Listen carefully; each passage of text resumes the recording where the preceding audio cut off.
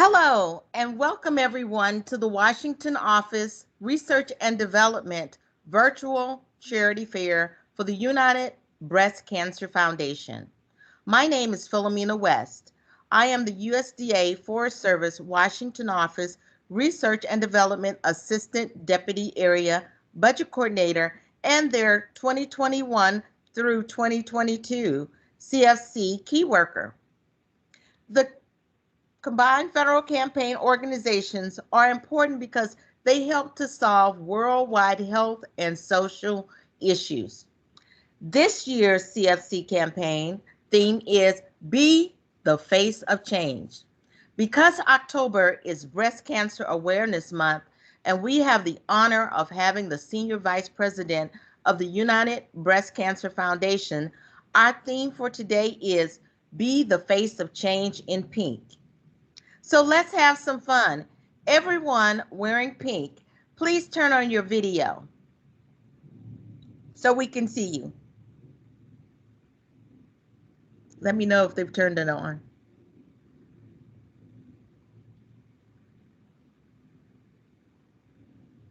Yeah, there are some that have turned it on. Okay. Well, thank you so much. You look great. You can now turn your videos off and mute your mics. We will now have our greetings from Research and Development Leadership. Our Deputy Chief, Alex Friend, was not able to be here with us. He had another meeting. So I'd like to ask Research and Development Associate Deputy Chief, Anna Briatica, to bring greetings on behalf of Research and Development Leadership. Okay. Thank you, Philomena. And on behalf of Alex Friend, our Deputy Chief, I just want to say that he does send his regrets and strong level of support for both the CFC and for the United Breast Cancer Foundation. As we know, one of the best parts of being federal employees is really the opportunity to participate in CFC and help our neighbors across the country during particular times of challenge, such as now in the pandemic, and at other times where folks are really facing ongoing challenges and need for additional support and resources. The CFC gives us an opportunity to really put our resources to good use in a combined way to help our fellow countrymen. So just want to say that. And secondly, a special welcome also to Mr. Ken Peterson from the United Breast Cancer Foundation. I really am so pleased that you are here to join us today. We all know how important breast cancer awareness and prevention are. I think I can say unequivocally that all of us know someone who has been directly impacted by breast cancer. And just knowing that 1 in 8 women will be diagnosed with breast cancer during her life, and that 1 in 39 women die of breast cancer are statistics that we just can't underestimate the need to really work towards a solution going forward. So with that, I just want to say a special welcome and thank you for being here on behalf of R&D. And with that, I'm going to turn it back to you, Philomena. Thanks so much, Anna. And do we have our other Associate Deputy Chief, Beth Larry? Is she on? Would you like to bring greetings, Beth? Hi, Philomena, and good afternoon, everybody. Nothing else to say. Anna, thank you for that lovely introduction. I do think the facts related to breast cancer are very alarming. One of the best things that I see, though, in this is that there's a great chance of survival if you catch breast cancer early. So we also can't underestimate the value of those early treatments and remind our friends and family to get those early treatments. So I will just add that. Thank you, Philomena, also for leading us in this and for being our CFC campaign coordinator. You're doing a great job. Thanks so much, Beth. I appreciate that. All right. Next on our agenda is our first guest speaker, Miss Beverly Smith. She's a CFC loan executive and a human resources specialist in food safety and inspection services. She will now bring remarks on behalf of the combined federal campaign. Thanks so much, Ms. Smith. You can turn on your video. Thank you, Philomena. Good afternoon, everyone. It is a great pleasure to join you today for your charity event. You can be the face of change in pink in honor of breast cancer awareness. First, I want to thank your leadership and your CFC campaign management teams for their support of the CFC. And most importantly, I want to thank each of you for taking the time today to be here with us. You are the face of change, and this is your first step to becoming a CFC change maker. The Combined Federal Campaign provides a meaningful tool to help countless neighbors in our communities across the nation and around the world. People we may never know, but whose lives will be changed by our contributions. This year, CFC celebrates its 60th anniversary. Since its inception by President Kennedy in 1961, members of the federal community have contributed more than $8.5 billion for causes that are important to them. Last year alone, federal employees donated nearly $84 million in pledges of cash and volunteer hours for local, national, and international charities. And here in the national capital area, we raised more than $37.4 million of that, a 10% increase from the previous year. At the U.S. Department of Agriculture, your contributions helped in those efforts. You raised over $550,000 in the national capital area alone, and nationally, USDA raised over $1.5 million to contributions to the CFC and their charities. This is outstanding, and I hope that we can meet or exceed this amount this year. Here are a few examples of the changes and the impacts resulting from your contributions right now. $20 a month has filled the child's backpack with school supplies. $34 has helped a family of 6 in the wake of a disaster like Ida with housing and other necessities. And $49 have provided nurturing environment for a homeless child for a week. At the Department of Agriculture, your job every day is to protect the health and the value of America's agriculture and natural resources in many ways. The work you do every day is much needed and so important. So thank you, thank you, thank you. As I mentioned, this year is a special year for CFC. As we celebrate our 60th anniversary, let's make it special. Let's dig a little deeper. As you can see in my background, you see the 60-60, which is donate 60, give 60. So in honor of that, consider a special $60 contribution in addition to your payroll deduction, or sign up for 60 hours of volunteer work or services over the year. It's easy. Pick up your phone, visit our website, browse for your cause, make a pledge, and change your life. Yes, it is just that easy. This year, I need you to join this special team and make a difference with us. Be the face of change in pink. Thank you. Thank you so much, Ms. Smith. We appreciate those remarks. Our next speaker is Mr. Ken Peterson, who is the Senior Vice President of the United Breast Cancer Foundation, and he'll provide more information to us about his organization as well as answer questions. So please feel free to ask questions during his presentation, but we'll first, Ken, did you want to first say hello to everyone? Hello to everyone. Thank you, Philomena. Now, it's a pleasure to be here. I have so many interesting facts about breast cancer and talking. I'm anxious to talk about some of the things we're able to do to help with prevention as well as assistance to those families affected by breast cancer. And I think this video that Philomena is going to play will kind of give you a brief overview about our program, and then we'll get into more specifics. And please, throughout the presentation, if you have questions, go ahead and touch the button that has the hand, and let's have Q&A during the presentation, and so we don't have to wait till the end. I want to make this informative, hopefully a little bit interactive, and we can go from there. So go ahead and please play the video, Philomena. Thank you. Here we go.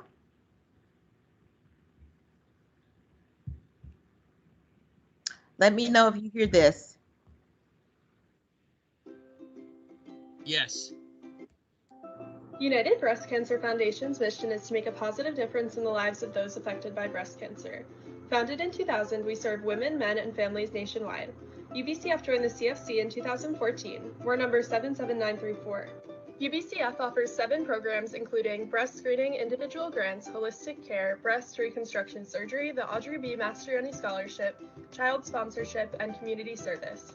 Our breast screening program covers various screening technologies, including radiation-free breast thermography. A gift of $10 a month will pay for a breast screening, $25 per month will help with breast cancer treatments, and a one-time gift of $100 will help with breast reconstruction surgery. Every dollar counts. UBCF's programs are open to all regardless of age, race, gender, or income. Please consider supporting UBCF through the CFC. Choose 77934. Thank you for your service and your support. Thank you, Philomena. You're welcome. So basically, the United Breast Cancer Foundation, we can go to the next slide if you wish, Philomena. Okay. It's founded by Stephanie Mastrolani. Basically, when she was 8 years old, she lost her mother to breast cancer when her mother was just 42 years old. In fact, I was watching the NBC nightly news last night. It was they were talking about how October is Breast Cancer Awareness Month, and they were sharing that 1 in 5 women that are diagnosed with breast cancer are under the age of 49. On top of that statistic, that 1 in 8 women will be affected by breast cancer in her lifetime. So basically, our foundation was created to provide assistance for preventative measures that we'll talk about a little bit, as well as providing assistance for those families affected by breast cancer. Next slide, please. And again, at any time, if you have questions, please stop and let's go ahead and address them as they come up. But basically, the United Breast Cancer Foundation's mission is to make a positive difference in the lives of those affected by breast cancer. I'm not going to read word for word about these slides. You can read through them, but I'm going to share some anecdotal insight. I make thank you calls to our more generous donors, and it's interesting to me that that men are equally is involved in making donations to our program as women. You know, a lot of times people will ask, well, Ken, you're the senior vice president. This is a women's issue. Why are you involved with a women's type organization? And I said, you know, breast cancer affects, physically it affects women, in some cases men. And I'll tell you a story about a man that I'm talking to right now that has stage 4 metastatic breast cancer and probably won't survive. But I'll talk about that a little bit later. But in regards to, I've had more men break down on the phone and tell me their stories about how their wife, their mother, their sister, their daughter has been affected by breast cancer, and literally be sobbing on the phone and telling me why they made a gift. So when people say, well, I say that the breast cancer affects everyone because, you know, again, physically it affects women, but in most cases, but it affects everyone. Next slide, please. Just some general statistics about breast cancer. Regarding the man that I have been talking to that wanted to share his story. Basically, a couple years ago, he went to his doctor and he had a small cyst on his left chest. And the doctor more or less said, don't worry about it, it's no big deal. Well, 2 years later, it metastasized, it got through his lymph system, and now he probably has about a 3% chance of surviving it. And with men that are affected by breast cancer, typically we don't think that we can get breast cancer. And secondly, we don't usually have it checked. And then thirdly, the doctors more or less say it's no big deal. So for men, typically it's more of a death sentence than it is women, because women know that that's an important, it's important to have your mammograms and thermography and other preventative measures. So if you look at that, down about halfway, a case of her breast cancer is diagnosed amongst women every 2 minutes. So, next slide, please. These are some of the services that we provide. And we'll go into, I'll talk a little bit about each one of those. Next slide, please. The scholarship is for those children that have had a parent, in 99% of the time it's a mom that has passed away from breast cancer, and with them providing a grant application, we're able to provide assistance for them to continue their college education. With breast cancer, it's really a double-edged sword. In many cases, there's an awful lot of expenses that you didn't anticipate. A lot of us have co-pays and or deductibles that are $5, $7, $8, $10, even $15,000 because of the price of insurance anymore. And so with those high deductibles, that's a lot of money out of pocket just to be able to get the treatment you need.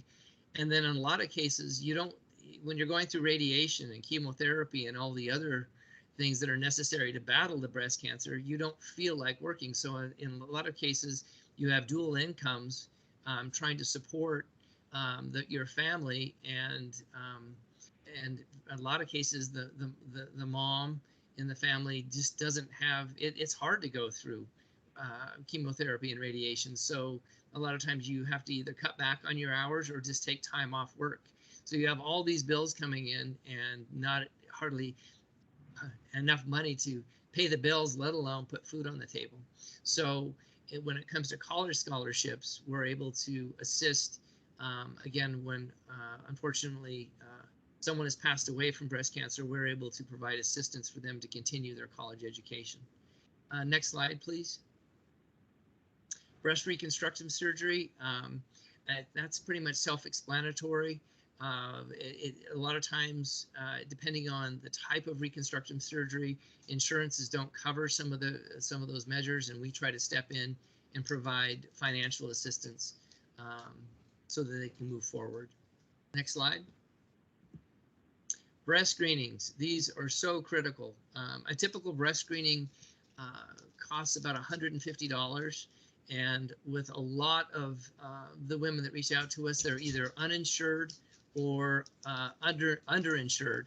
And our job is to be able to provide them assistance so that they can afford to get preventative measures like mammography, ultrasounds, and thermography. This is probably the number one thing when it comes to grant applications we fulfill that we do for our clients. Next slide, please. Child sponsorship is another real important program that we offer, and a lot of times, like I had mentioned earlier, a lot of the funds available to the family are depleted because of either medical bills or someone not being able to work during the time that they're in treatment. So what we offer through our child sponsorship program are things like if there's an after-school program that the son or daughter wants to participate in, we're able to offset that expenditure. If it's back to school time, we're able to provide school supplies and backpacks and clothing and that kind of thing. If it's during the summertime, it's if there's summer camps and that kind of thing, we're able to provide sponsorships and scholarships for those children. So lots of different things depending on the need of the families based on our child sponsorship program. Next slide, please. Community service. I don't know if you noticed in that video, but one of the things that we do is we provide new beds, Tempur-Sealy beds to those in need.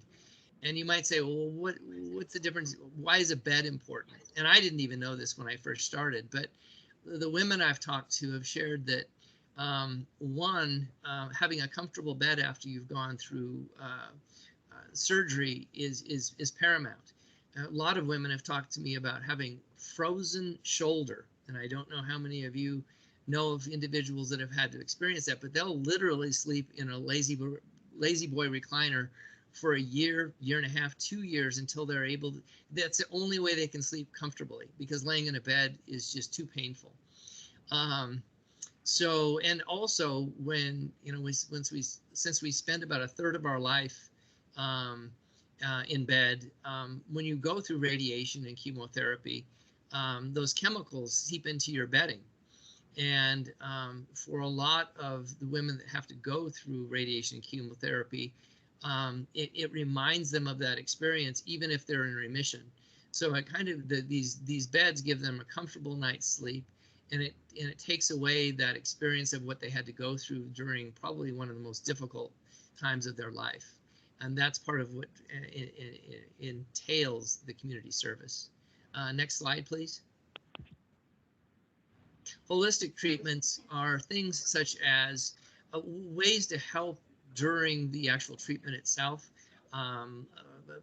Things like being able to get acupuncture and type of programs that help alleviate some of the stresses that come with needing radiation and chemotherapy and that type of thing. Next slide, please. The individual grants are probably our number 2 most popular program. What we do with that is, let's say you're renting your apartment and you just literally don't have the revenues coming in because of you having to take time off because of the radiation and chemotherapy and so forth. What we do is we provide assistance regarding a mortgage payment, a rent payment, a car payment, or 2 or 3, depending on what your needs are to get back on your feet. We also sometimes with insurance and that kind of thing, we'll pay the deductible so that you can keep your insurance going, so you don't lose the coverage that you need to have the programs and the assistance that you need to get the radiation, the chemotherapy, and hopefully get back into remission. So that's our individual grant program. Next. One of the things that we've found since COVID came into the picture, a couple of years ago, is that when women go through radiation and chemotherapy, their immune systems have been depleted, and they're more susceptible to COVID than the general population. And so we allow them to be able to shelter at home if they choose to do so. And part of that is we give out Amazon gift cards so that they can purchase the needs that they need online. We provide something called daily burn so that they can continue to work out in the safety of their residence. We also provide e-movies and movies and ebooks, as well as an app called Ellie, which assists people. It's an interactive app that you can use for people that are going through cancer. So this has been a hugely popular program, especially with the resurgence of the COVID and the Delta variant and so forth. I would say we give out at least 50 to 70 of these a month to assist those individuals. And as you can see, it's available for women and men currently in active treatment and in remission up to 10 years to help with expenses and stress reduction. So next slide. I am proud to say that we are the highest rated charity you can be when it comes to GuideStar, and we are a 3-star, soon to become a 4-star, which is the highest level charity you can be with Charity Navigator, based on our 990 for 2020. Next slide. Just general thoughts regarding our foundation and the work we do. Hopefully I've given you some broad ideas about how we try in different aspects of our program to assist women, men, and families. And I'm proud to say we don't turn anyone away. If they provide assistance, that they need assistance from our foundation, we guarantee that 100% of them will be serviced. You know, in some cases, if If someone has a substantially higher income, maybe the amount might be a little bit lower than someone that is really, really struggling, but we still don't turn anyone away. Next slide. Bottom line is breast cancer affects all of us. I lost both my grandmothers to breast cancer much too soon, and I would have given anything for my son to get to know them, but I can't get that time back. But when it comes to the work we do, we're there for those individuals in their time of need, and we're also there for prevention, so that hopefully they can get the services they need so that they don't have to go through the breast cancer experience. Are there any questions about the work we do?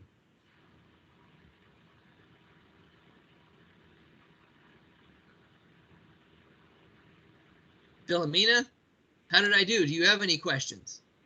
Oh, that was great, Ken. I really appreciate it. One of my questions is, does your organization provide funding to anywhere in the United States or anywhere in the world?